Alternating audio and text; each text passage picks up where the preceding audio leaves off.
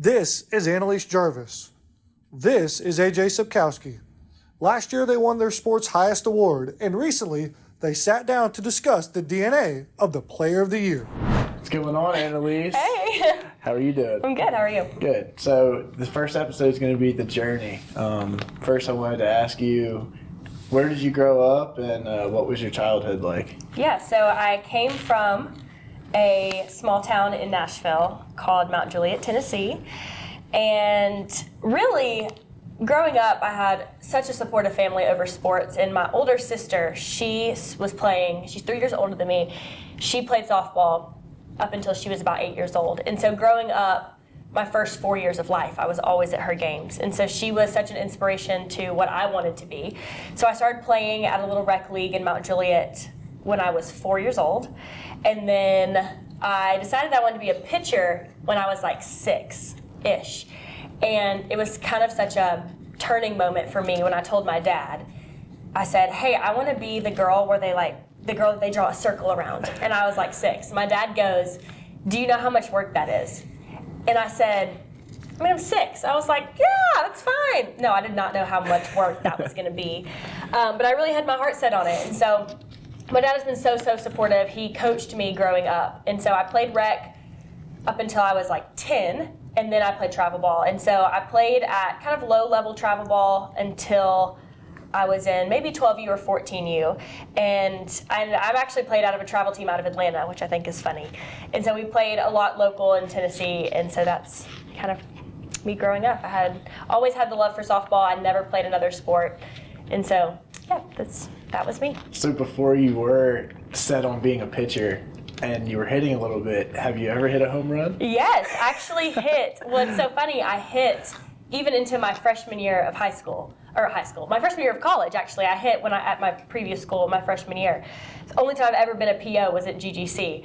I hit 5 home runs in high school, and then, thank you so much, and then I hit 1 at Bryan when I went to my freshman year. I transferred from Bryan College after my freshman year. I did hit 1, and it was like so electric. It is the most electric feeling ever, and I wish I could feel it again, but I'm very confident with being a PO now. Oh yeah. So can you guide me through your path to GGC? Yeah. So in high school, I felt like I had very strict things I was looking for in a college. My list was 1.5 miles long of what I was looking for. But looking back now, if I could tell high school me anything, she really just wanted to go where God wanted her to go. Mm-hmm. And I had so many little its and bits and nicks and knacks about the school and coaches and team and colors. I mean, like literally I was so picky about everything. But I really wanted to go to Bryan College. I thought that it fit my list as much as possible. And so in December of my freshman year, I realized that what was really important to me wasn't anything on that list. And so team culture was a really big thing for me, and me as a person was a really big thing for me as well. And so really looking back, I really just wanted to where God wanted me to go. And so I decided I was going to transfer after my freshman year. I had built a really awesome relationship with a coach at Bryan, and so that was the main reason. They always tell you don't go to the school for the coach. But I really did, and I really had loved the relationship, and we still have a great relationship. I ended up deciding to transfer, so I called GGC because Bryan played GGC my freshman year. And it's definitely a weird feeling to be on the other side of the Grizzlies. It is not a comforting feeling, I'll tell you that. The intimidation of just the facilities and then who this team is, and the culture on this team radiates. You can quite literally see how awesome this team is. And so when I decided I wanted to transfer, my first call was to Coach Cat. And I kind of told her I really wanted to stay in the NAIA because I had kind of gotten a taste of that red banner slightly. My freshman year, we went to the opening round. And so I kind of got a taste of that red banner, so I didn't want to let it go. So I wanted to stay NAIA, and I came on a visit here, and I really loved it. So, yeah, it's crazy. So throughout that journey and that path, were there any adversities that you faced along the way? Yeah, I think that when you have such a strong feeling about a school out of high school, I thought that was where I was going to be for 4 years. No one, I feel like, desires to transfer. Everyone thinks that's kind of where you're going to be, especially if you commit to a 4-year school.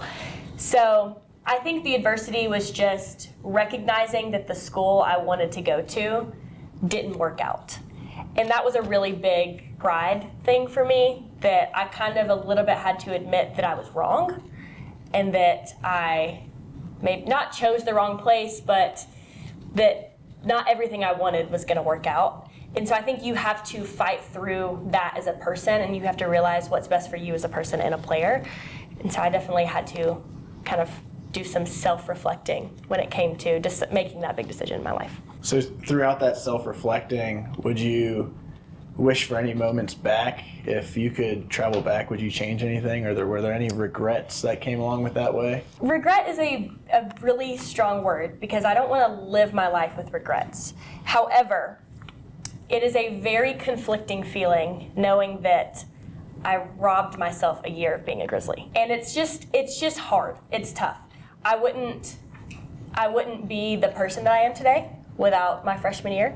I wouldn't be in the relationship that I am today without going to Bryan. I wouldn't have the love and appreciation for this program, this team, these coaches, and just this life without going to Bryan. So I wouldn't be the same person that I was. But I do feel like I robbed myself of a year of being a Grizzly. Yep. Which is a weird feeling. Oh, yeah. So going back to preseason last year, what was it like kind of becoming a Grizzly and getting used to this program, and just what kind of things did you have to go through when you arrived here on campus for the first time? Being the new person is always kind of stinks, you know. And so being a freshman, you were the new person, and then coming here, it was like I was a freshman all over again. And so it's definitely an adjustment. You have to learn different coaching styles. Coach Kat and then my previous coach they had very different coaching styles. So learning to adapt to that, learning to adapt to a different team who doesn't know you or doesn't know what you're capable of, you kind of have to adapt to your surroundings quickly. You have to be very coachable. And so that was something that I really kind of honed in on, just kind of blend in, but also still remain true to myself. So as we like to say, it's a beautiful day here in Lawrenceville, but why is it a great day to be a Grizzly? Yeah, it is always a great day to be a Grizzly. That's something that we say a lot, especially over there at softball.